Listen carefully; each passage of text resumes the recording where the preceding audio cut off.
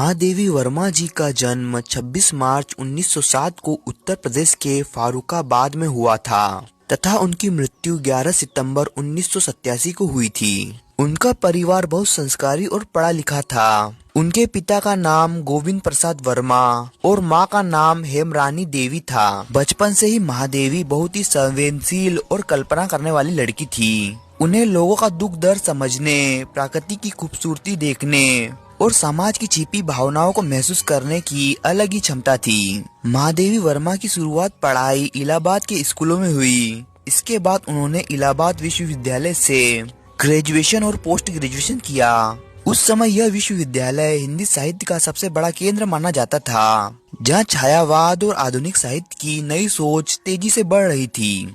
यहीं पर महादेवी वर्मा ने अपनी साहित्यिक प्रतिभा को और निखारा और लिखने की गहरी समझ बनाई। महादेवी वर्मा जी की साहित्यिक यात्रा।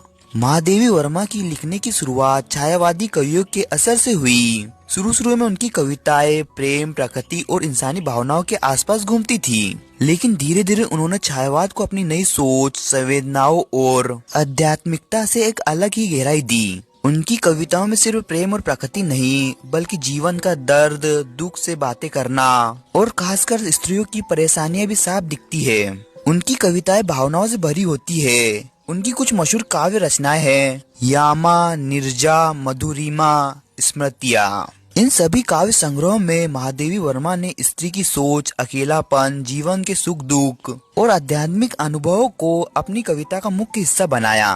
उनका पहला कविता संग्रह यामा था, जो 1929 में छपा। इसी किताब ने उन्हें हिंदी साहित्य में तुरंत पहचान और अलग जगह दिलाई थी।